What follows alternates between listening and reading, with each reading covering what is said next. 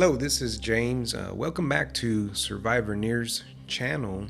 If you have been following us, we have been having a discussion on defensive behavior in relationships as it pertains to our intimate relationships. I encourage you to look at the playlist and look at other videos that have been put out so that you can follow us as we are developing this discussion.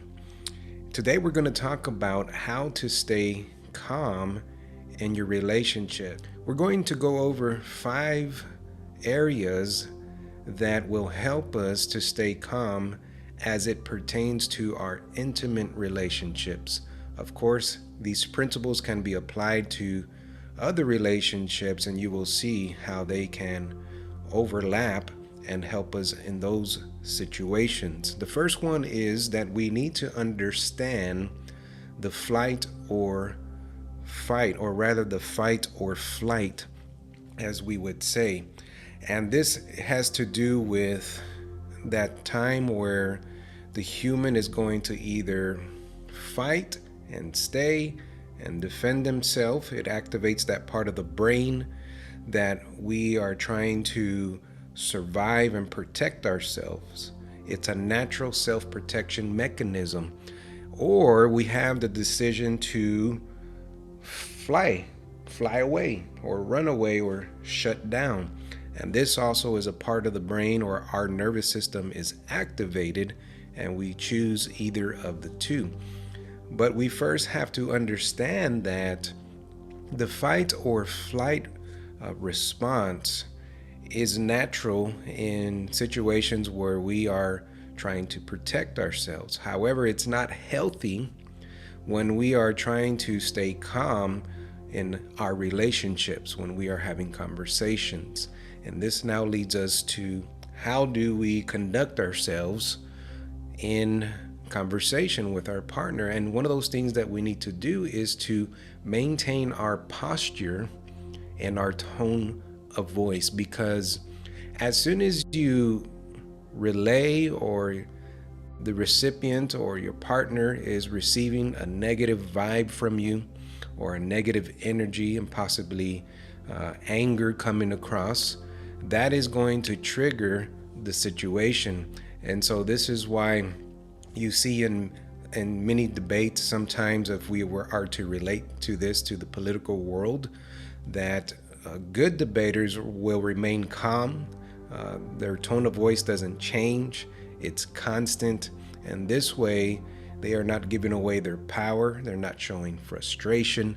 And they are just simply conducting themselves in a manner where their posture is healthy, and it's a tone of voice that is inviting, safe, and secure.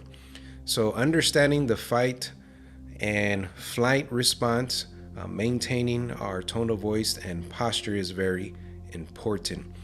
The next one is very, very important, because when we are in that situation, when we have already activated the nervous system to react, and that is not a good situation. Some of the things that we may do sometimes is now we begin to attack the character of the person.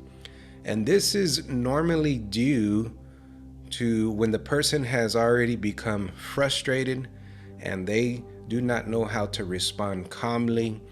They do not know how to use their words instead of their overreactions or emotions. And they now begin to demean the person. And this is usually based upon a couple of things, and that is that person is just being ignorant. That person is just being, in a more blunt sense, stupid. And it is really stupidity because it's not an intelligent conversation. It's not a way to conduct a healthy conversation. So the last resort now, because they are not getting their point across, they are losing control and feeling out of control, they attack the person's character. So definitely an important one. Keep in mind that if we become frustrated and we're just not getting our point across, maybe you need to just step away, regather the thoughts, evaluate, and come back to it again. But be sure to go back to it again and talk about it right. Another reason that we can use, or another tactic, as we can say, is that we should understand our ego. And what do we mean by this? We need to understand the difference between being selfish and also honest, because the ego is what we are made of. It is how we perceive ourselves, the self. And it is usually a culmination of things that happen over time. And that is from our childhood and our conditioning and how we have been programmed over the years. And so now all these things come together like a puzzle. And now you have a picture in adulthood of the mindset and how we think, how we act, how we respond. Our behaviors, our emotions are all bottled into this, and it becomes the ego. It's the self. So if we understand and can distinguish the ego and our behavior, if it is good, if it is bad, if it is selfishness, if it is a lack of empathy, whatever that negative behavior is, we need to understand it, because if we don't, this is going to keep us from not being allowed to have more self-improvement and grow. So to summarize, and we will give one more here in a minute, I believe, which is going to be one of the most important ones. Remember, we need to educate ourselves about fight or flight. We need to maintain our posture and our tone of voice when we are exchanging in a conversation with our intimate partner, to respect them, to listen intently, put yourselves in their shoes, use empathy, and not attack the person's character, and understand the self. We now can practice one of the last things that I believe that should be done every day, and that is practice mindfulness, practice meditation, and also exercise. But what can mindfulness and meditation entail? Now, usually mindfulness, or we can use the other word of spirituality, is associated most of the time with religion, but it doesn't have to be associated with your system of belief. It could be simply going out into nature and just taking a walk and clearing your thoughts and mind.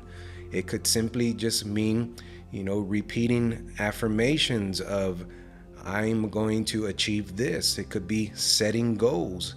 And of course, who you surround yourself with, having a network of positive and healthy people. That can be very helpful, because now you are receiving, and we are receiving information, and we are practicing mindfulness, being self-aware, having that awareness where you are in the present moment. Who am I now? Do not rely on the past. Who am I now, and how can I become a better person, and what goals am I making to improve the self? So I'm hoping that you are gaining value from this, or these series of discussions we are having about defensiveness, because it is all surrounded by our behavior and our mindset. And I hope that you gain value in this one, and how to stay calm in your relationship. Remember, you find yourself trying to overreact or do something physical, step away, gather your thoughts, and practice these few things that we have shared here, and you will begin to see self-improvement. Again, this is James with Survivor-Nears. I'm hoping that you are liking these videos once again. If you have not done so, you can subscribe to the channel to continue to follow us on these discussions. You can like or comment if you would like to do so. Again, thank you for watching.